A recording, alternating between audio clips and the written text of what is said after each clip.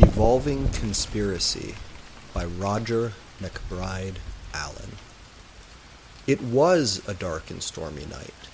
That is the plain fact of the matter, and what's more, that piece of data played a central role in the events of the evening in question. There was, however, nothing remarkable about Buber paying a visit during bad weather. He always tended to show up during what he called low visibility conditions. He prided himself on being security conscious, what the rest of us would call paranoid. Generally speaking, he didn't like coming to see me, because I live on a hilltop, off in the middle of the country. To my way of thinking, it was a nice, quiet place to live, but Buber saw it as nothing more than a security nightmare. One man with a pair of binoculars could keep a precise catalog of who visited me and at what time. Worse, I was the last house at the end of the road, and there was only one road that led to the small town where I lived. It would be child's play to button up and seal off my town in general, and my house in particular. In short, my house was, from his point of view, a severely insecure location. To be honest about it, that was precisely why I bought the place in the first place. When I lived in the center of town, in the middle of a complex road net with many means of approach, in an apartment building with multiple exits and no good place for any imaginary opposition to set up observation posts, Buber had shown up at any time he wanted, usually around 3 a.m. Being out in the middle of nowhere cut his visits down to a minimum. Now, don't get me wrong, I enjoyed Buber's visits. They were most stimulating. They were, however, the sort of thing best enjoyed in small, infrequent doses. Buber was, nominally at least, a colleague of mine, that is to say, a theologian and a scholar. However, I would not be surprised to discover that he had not cracked open a Bible in years, for his true avocation lay elsewhere. He specialized in finding the links, the connections between things. Name any 2 events, mention any 2 people. Give him 10 minutes in his file room, plus another 5 either end to lock and unlock the doors to it, and he would be able to establish a connection between them. He was, in short, the top conspiracy man in the country. He was the best there ever was at it, too, though some would say that was not necessarily a good thing. He had proved, to his own satisfaction at least, that there were no fewer than 8 gunmen in the Dealey Plaza that day, working for at least 3 different but interlocking conspiracies. No fewer than 6 of them had instructions to pretend to miss on purpose, for reasons so intricate that they must be regarded as beyond the scope of the present text. He also established a clear link tying Oliver Stone to the subsequent 30-year cover-up plan, though even Buber admits that that one is somewhat speculative. He has documents to show that Salvador Allende was in the pay of the CIA. He has linked the Trilateral Commission to the Teamsters and proved that it was the Trilaterals in league with the rogue elements of the Interstate Commerce Commission who caused Hoffa to disappear. However, contrary to popular rumor, Hoffa is not buried under the goalposts at the Meadowlands. It is his double buried there, a security agent hired by Clifford Irving to pretend to be Hoffa during the period in which the Union leader was having round-the-clock secret meetings with Howard Hughes. The substitution did not fool the Trilat ICC conspirators, however. They took out both men and buried the double in the football field in order to throw off the scent. They hired the same team that switched JFK's coffin during the flight from Dallas and arranged for Hoffa to be doubled up with another body in an existing grave, where no one would think of looking for it. Jimmy Hoffa is buried in Grant's tomb.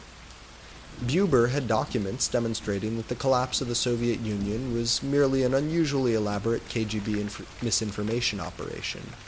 Once the West is lulled into what Buber calls a false sense of reality, Phase 2 will be activated, and the resultant confrontation will make the Cuban Missile Crisis seem like a Swiss picnic.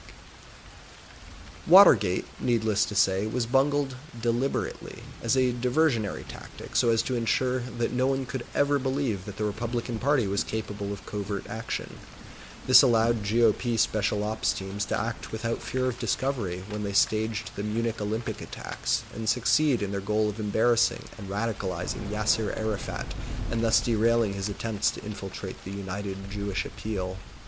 As for the Iran-Contra affair, Buber had the whole thing completely nailed down.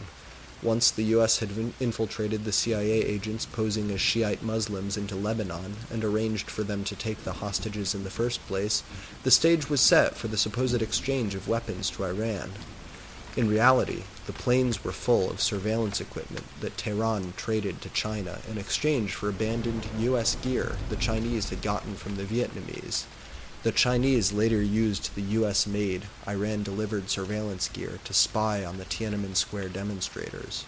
Bush knew that the spy gear was U.S.-made, and so dared not stand up to the Chinese for fear of revealing this never-uncovered link to Iran-Contra.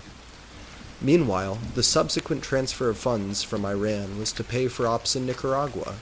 Unfortunately, the units of the Sandinista army posing as Contras were in a temporary alliance of convenience with the Trilateral Commission and the Teamsters, faced off against the Centers for Disease Control in Atlanta. By that time, CDC was on the U.S. Army germ warfare project that had developed the AIDS virus and field-tested it in Africa some years before, and the Trilat Sandinista Contra, TSC for short, coalition, did not want that uncovered for fear of exposing the CIA connection to the Cuban military in Angola. All three elements of TSC, of course, being CIA fronts. TSC was therefore channeling the funds North peoples provide into various gay rights groups, knowing that the stronger those organizations were, the less likely the CDC would risk the social unrest that would be caused by going public. Buber had a file 3 inches thick on the subject of NSA project to recruit dentists to install receivers and transmitters in Ross Perot's teeth.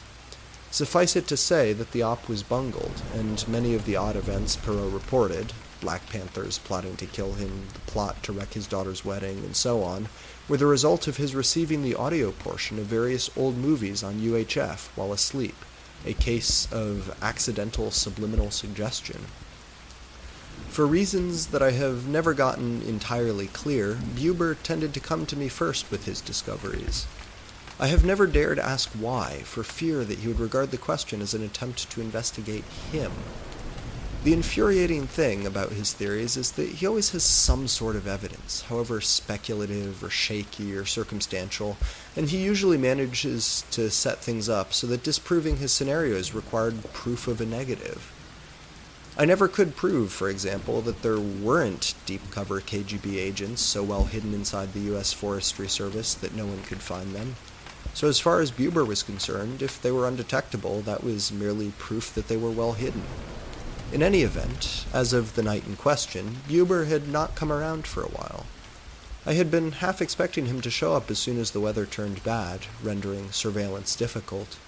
When the heavens opened up that night, I knew the odds were good for a visit, so I simply decided to sit up and wait for him. When he arrived, I was reading in the library, with my back to the wall facing the door. Buber had taught me that much, but only by example. The first few times he showed up, he scared the hell out of me by materializing right behind me. This time, I was ready for him, listening for him. So I heard the tiny, imperceptible click as he used his skeleton keys on the back door, the slight creak of the door as he came through, his near-silent tread down the hall. The library door opened without a sound, and Buber was standing before me. As had been said of another noted household intruder, he spoke not a word, but went straight to work. Raising a finger to his lips as a signal for silence, he came into the room carefully and drew the door shut behind him. He was a tall, very thin man, almost skeletal in appearance. He was naturally very pale, and his face was still cold and wet from the rain, making his skin seem even more transparent than usual. His hair, though at the moment hidden by his watch cap, was pale gray and close cropped to his head. He was, needless to say, dressed completely in black. He turned off the overhead lights, moved to the windows, looked outside while standing to one side of the glass, and then drew the blinds closed. He pulled a small device, a bug detector, from a clip on his Sam Brown belt and walked around the room, watching the gadget's display intently. At last, he was satisfied. He shut off the detector, clipped it back onto his belt, then undid the belt. He sat down in the chair opposite me, setting the belt down on the floor. He pulled off his watch cap and tossed it aside. "Hello, Deblick," he said, as if he had just come into the room in the most normal way possible. Of course, for Buber, he had just come in the most normal way possible. At least, almost normal. I had learned to note his moods carefully over the years. That night, he seemed a bit nervous, a bit manic, a bit edgy, even for Buber. He was smiling, but there was no pleasure or happiness in the expression. It was closer to the look of madness than of joy. That much was clear in his eyes. They were open a bit too wide, shining a bit too brightly. His mouth was drawn back in a grin, but it was a skull's grin, a ghastly, leering smile of rigor mortis. "Hello, Buber," I said, setting my book aside. "What brings you around tonight?" Buber always liked to get right down to business. "The big one," he said. "The grandfather, the one that ties it all together." He laughed, making a sound like a creaking gate.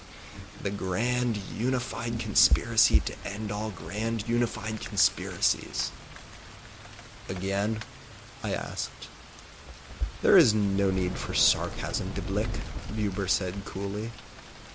"My apologies," I said, as solemnly as I could. It was often difficult to take Buber as seriously as he wanted to be taken.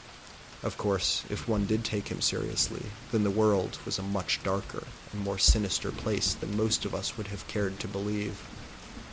"I am always interested in your findings," I said. "Please, do tell me what you have learned." "Very well," he said, somewhat mollified. "But first, let me ask you a question. What do you regard as the greatest of all questions in the field of natural history?" "Natural history? Isn't that outside your usual area of study?" I asked. "Perhaps so, but that is as it may be. Please indulge me. Answer my question." I thought about it for a moment. "Origins, I suppose. The question of how we got here. How did life get here? How did humans get here?" "But does not science have an answer?" "Yes, of course, the theory of evolution. But even ignoring the creationist ignoramuses, it is a theory that greatly troubles many in the religious community. It reduces the magnificent mystery of God's creation to a 4-billion-year-old series of accidents.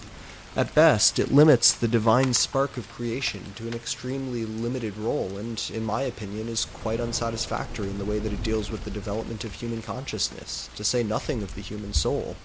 To extend the question back further, it seems to me that every non-religious theory of cosmology ultimately requires a creationless creator, a profound failure of logic." "Very good, Deblick, very good. You have hit the nail square on the head. It is completely preposterous to imagine all this." He gestured around himself to indicate the universe at large was created by sheer chance. And it wasn't. He just wanted us to think it was. "I beg your pardon?" Buber leaned in towards me, and the look in his eyes turned even wider. "God is in on this one. God and the Cubans. I have him dead to rights this time. I only have one piece of the story so far, but I'm gonna have it all. Just you watch." "What the devil are you talking about?" I demanded. "The devil is precisely what I'm talking about. The biggest cover-up of all time," he replied. "The effort to shield the great dinosaur fraud. Tell me, you're an educated man. When did the last of the dinosaurs die out?" I shrugged. "A shade over 65 million years ago, the end of the Cretaceous. No one quite knows why. There are lots of theories. Maybe an asteroid struck the Earth and... Ha! The magic asteroid theory. Really, Deblick? You're becoming far too predictable. But I should be fair. At least I, too, accepted the single asteroid theory, despite all of its internal contradictions. Then I started looking into it. The public believes that the asteroid theory, But the scientists working in the field don't, though they won't admit that in public. They never address the most basic question. If the single asteroid theory is right, then why are there so many candidate craters? How many places could one rock hit? I thought they found one in the Caribbean, I began, but Buber cut me off again. Check the literature. They never agreed on where their precious struck. They used to say the evidence pointed to Iceland, or a land strike, or to an impact in the Far East. How could one asteroid hit in 4 places? You would be amazed to learn the number of impact features that just happened to be the right age. Besides, do you know when the dinosaurs' population started to decline? I'm no expert, but I assume they died at the same time of the asteroid. Nonsense. Absolute nonsense. The dinosaurs were dying off long before the asteroid strike that was supposed to kill them. How do you explain that? They knew they were going to become extinct, so some of the species decided to beat the rush? Buber was being more than usually confusing. So what are you saying? I asked. That it wasn't an asteroid? Fine, what do you think killed the dinosaurs? Simple. Nothing. Nothing killed the dinosaurs. The room was silent, but for the ticking of the clock and the dull rumble of the rain on the roof. I sat there, absolutely certain that Buber had gone completely around the bend this time. You mean the dinosaurs are still alive? I asked, as gently as I could. I mean, there never were any dinosaurs to begin with. All a fake, a dodge. Hold it. Wait a second, I protested, but Buber was on a roll.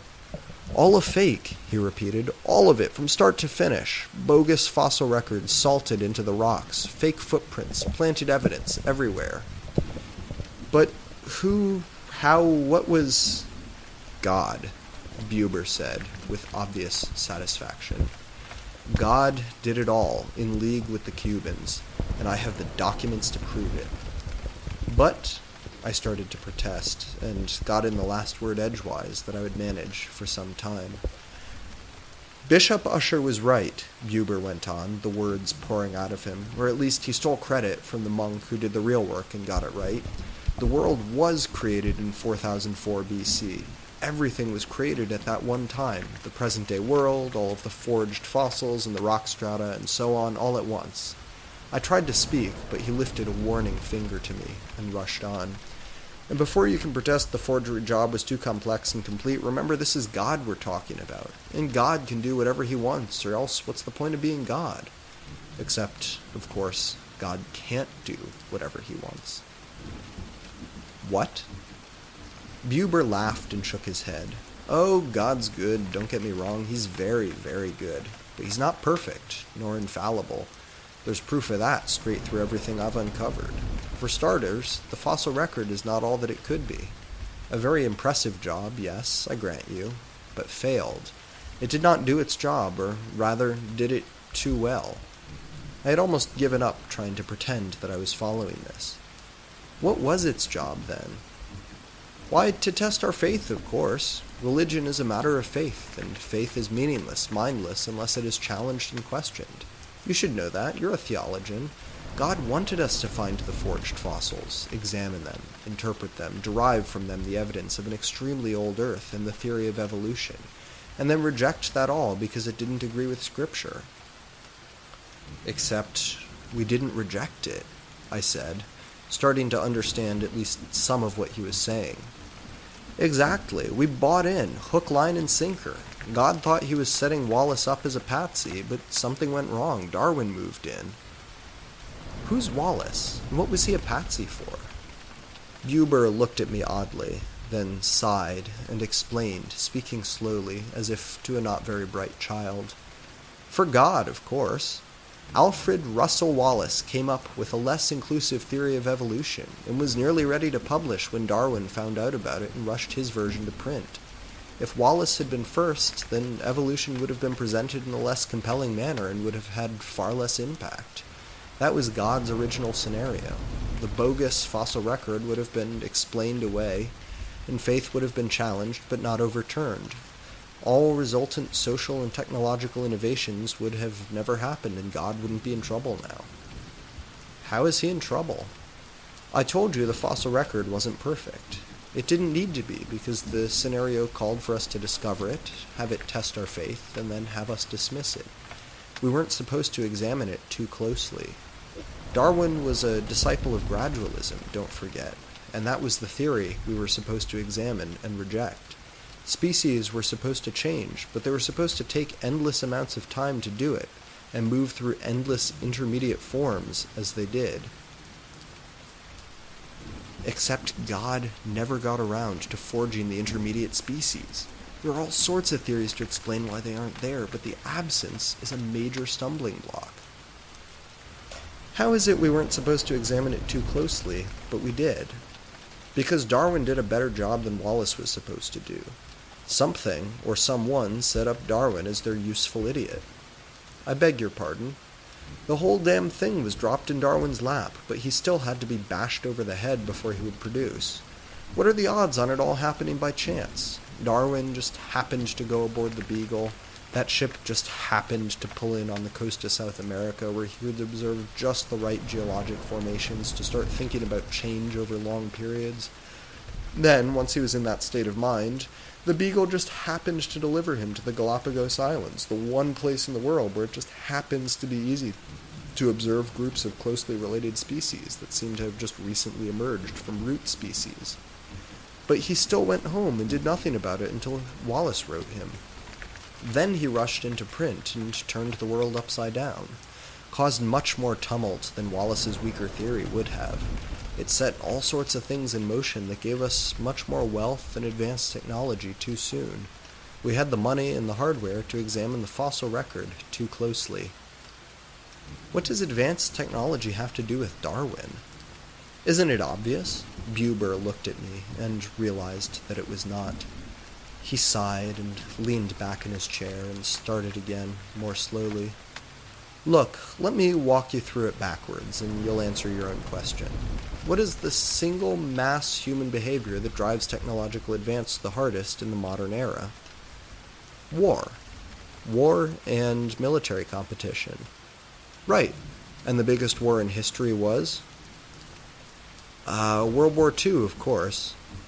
And what individual, the leader of what movement, was most responsible for starting that war? Adolf Hitler, of course, the leader of the Nazi Party.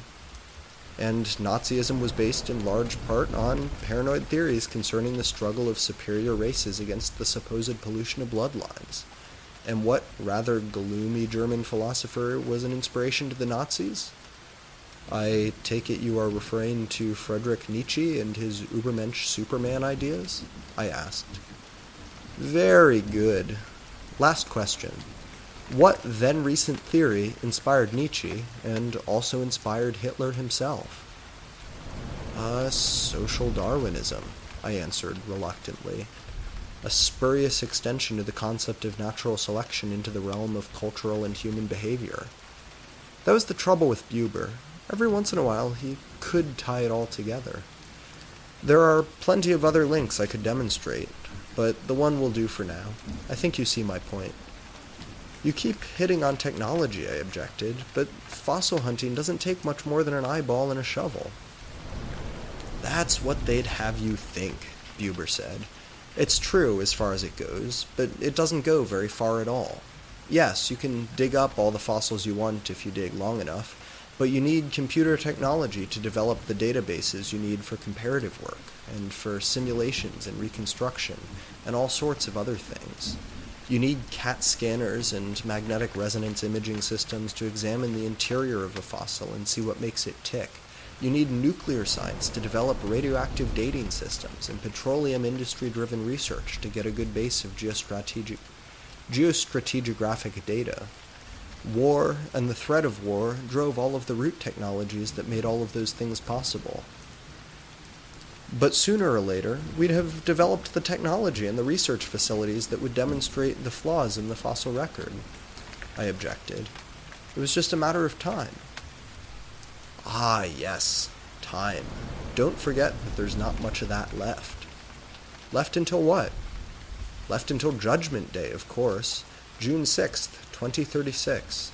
The 2000th anniversary of the day Christ was really crucified.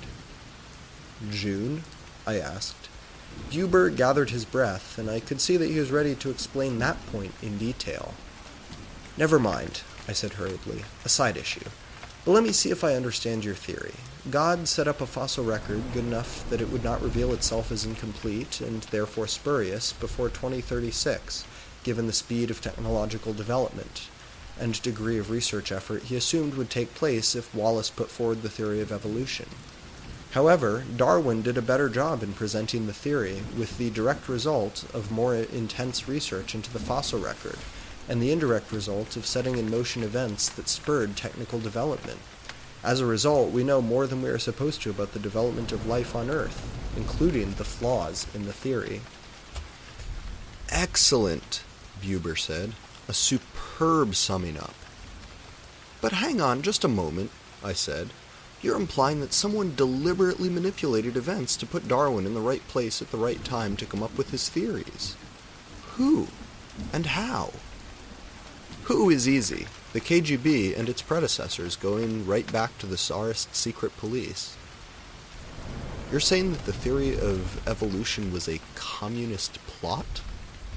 On the contrary, communism was an evolutionist plot. Yes, I know Marx published before Darwin, but both of them were being manipulated by the same people. Doesn't it strike you as odd that the communists were so eager to seize on evolution as a model for their ideals?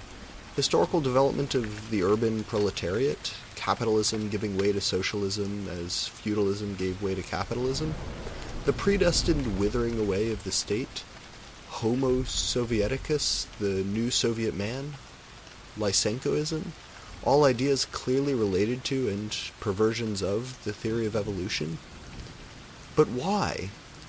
I have no doubt that the communist movement was subverted for no other reason than to drive the arms race, and thus technology, so that we'd find proof that the fossil record is false. So you're saying that the whole Cold War was just a front operation to encourage fossil hunting? Not exactly. To manipulate it. You'll recall that the famous fossil hominid Lucy was found in the Afar region of Ethiopia. Once the Marxists consolidated their power in that country, they kept all foreign researchers out of the country for years on end. And don't forget the Peking man fossils vanished from China. I assume that those lost fossils would have supported some theory that certain parties did not wish to see advanced. My head was beginning to throb, just a trifle. I decided to try and steer things back to where we came in. Let's back up a bit, I said. I can see God not establishing every detail of the fossil record, but how could he miss something that big, especially when the dinosaurs never existed in the first place? Buber nodded, something a bit manic about his gestures. Ah, but they did exist. But you just said, I know, that they did not exist in the historical past of the world, as that world existed in 4004 BC. They have existed in the past that has been in place since 4004 BC. Gibberish, I said. Not if you accept the concept of a mutable past, Buber said. Think for a minute. I've walked you through enough scenarios. What's the best way to make it seem like someone slept in a bed, stayed the whole night there? This conversation was veering wildly from side to side, but I tried to hang on. Well, you have someone do just that. Sleep in the bed, wear the pajamas, use the toothbrush. Exactly. If you just muss the bedclothes, pretend someone's been there, you're bound to miss a detail or two. The same thing if you want to look like someone was shot at, or the planet evolved. Except your scenario calls for the planet to have been created in 4004 BC. And so it was. But God is the master of space and time. If the Russians can invent time travel, so can he. Russians? I'll come back to that, Buber said hurriedly. In any event, in 4004 BC, God created the heavens and the earth in the past. A real, reachable past, full of animals that lived and died and ate each other and kneeled over stream beds. That's another thing. Haven't you ever wondered why so many creatures just happened to die in places like stream beds where their bones would be preserved? When was the last time you saw a deer or a squirrel drop dead by a stream bed? In 4004 BC, God created the appearance of a past by creating a past. But even if he slept in the bed and wore the pajamas, he didn't use the toothbrush. He cut corners, got sloppy here and there, and certain parties took advantage of that. As, for example, with the dinosaurs, I suggested. With the dinosaurs, he agreed. You see, the opposition knew that the past was a fake, no realer than Disneyland. Because it was created at the same time as the present-day world, the existence of the present-day world was not dependent on it. You could do what you liked to the prehistoric past with no fear of damaging the present. You move the rocks around under the ground, maybe, but you weren't going to erase history. You've lost me again, I said. Buber leaned closer and lowered his voice. Do you recall the files that I showed you a year ago? The ones on Soviet time travel experiments? Oh, now we come to it, I protested. You honestly believe in time travel? Oh, absolutely. I have the proof of that, let me tell you. Buber's eyes shifted nervously towards the floor, as if even the thought of the proof unnerved him. However, he went on, recovering himself, the tests that I came across last year had nothing to do with the evolution conspiracy. Just low-level scientists performing lab trials. The experiments didn't come to anything, at least directly, but they did demonstrate that time travel was possible. Well, even if the Soviets never got it to work, somebody did. Somebody with a score to settle, and a need for outside support. And they got it to work, and put it to use in a big way. Who? I asked, half knowing the answer already. After spending a bit of time with Buber, I knew how his mind worked. He leaned in closer and whispered so quietly that I could barely hear him. The Cubans, he said. By this point, my head was whirling. I had no idea what to say. The man was insane, no doubt about it. Neither of us spoke for at least half a minute. It all fits, Buber said, after a sufficiently dramatic pause. He paused a moment longer and then spoke again, starting with one of his favorite rhetorical openers. Haven't you ever wondered how the Cubans have hung on so long without outside support? The answer, of course, is that they haven't. It's just that their support has come a lot farther outside than we thought. Cuban communist time travelers, I said, making no further effort to mask my incredulity. Yes, right, it all stands to reason. Their people did have access to the Soviet time travel labs. They had a chance to copy the technology. When the KGB staged the Soviet collapse, the Russians had the perfect excuse to grab back the blank checkbook they had given Castro. But it also gave Castro a big great motive for having his revenge on whoever was really behind the KGB. Once he established who that was, and found out that the one thing they cared about was promoting the theory of evolution as a means of eroding faith in God, well, all of a sudden he knew how to hit them where it hurt. He cut a deal. He would send his people back in time with the mission of disrupting the fossil record, in exchange for a series of miracles that would keep the Cuban economy running, at least for a little while. He was constrained by some of the historical fact of which fossils had already been discovered, but he still had a lot of room to work with inside that constraint. Remember, it was the asteroid that was supposed to have killed the dinosaurs. All Castro had to do was send some of his top people, team members from Angola, from his original revolution, from the Dallas operation, back into the period before the asteroid impact, with orders to kill as many dinosaurs as possible, by the most mysterious means possible. Poison gas, germ warfare, radiation poisoning, anything that would leave no trace. I'll bet that a large number of them simply got the Argentinian treatment. The what? The Argies used to disappear people, just like in Catch-22. The unmarked cars would roll up, the victim would be bundled in, and no one would ever see him again. My God, I said, not even sure what I was reacting to anymore. They're still at it, determined to wipe out every species they can before the asteroid impact, so that no one will ever find an example of a species surviving long enough to die when the big rock hits. It was all too much to keep straight. I seemed to have a slight buzzing in my skull, as if bees had gotten loose in my head. Let me go back a bit. For the last 170 years or so, these certain parties of yours have been working to establish evolution, thus weakening the power of religion. Those certain powers would be... Buber did not say a word. He just pointed his finger straight down, right towards the center of the earth, and all points below.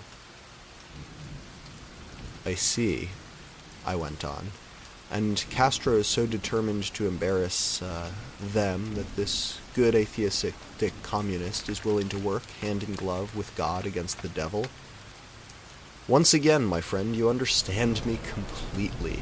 Quite a story, is it not? It's quite mad, I said. It's all insane. You have no proof, no evidence. Oh yes, but I do, he said, his voice cold and hard. I have been working on this one for years. I've kept it quiet, but now I have the proof that I need. And tomorrow I will set it all out before the world. I'm gonna blow the roof off everything from the Vatican to the American Museum of Natural History. He stood and moved towards the window. He drew the shade just far enough to get a look at the weather. The rain is slowing down, he said. I have to get going before it clears. He turned back to me and pulled his watch cap back on. I came to you first because you are a friend and because you would want to know. It is a fantastic story. I did not expect you to believe me without proof. He smiled without humor. God demands faith. I do not. Tomorrow I will hold a news conference, and the world will have all the proof that it needs. He moved towards the door, turned, saluted me in the odd 2.5 fingers to the forehead manner of the unnamed military service in which he had allegedly served at some unspecified time in the past, and then was gone. So ended the last of Buber's visits. Most unsettling. I rose, opened the curtains, turned the overhead lights back on, and tried to get back to my book, not an easy task under the circumstances. There was something deeply depressing about a man that had determined to live in a world no one else could see. I opened my book, but I did not see the type before my eyes. The imagery, the ideas were too weird, too compelling. Vengeful Cuban communists in league with God against Satan, stalking and disappearing the wild dinosaur to preserve the Lord's reputation. I stared at the door he had gone through, and the lateness of the hour and the thunder of the rain and the strangeness of the tale filled my head with visions of tyrannosaurs being bundled into the back of unmarked Argentinian police cars, driven by Joseph Heller. Mad nonsense, but no madder than what I had just been told.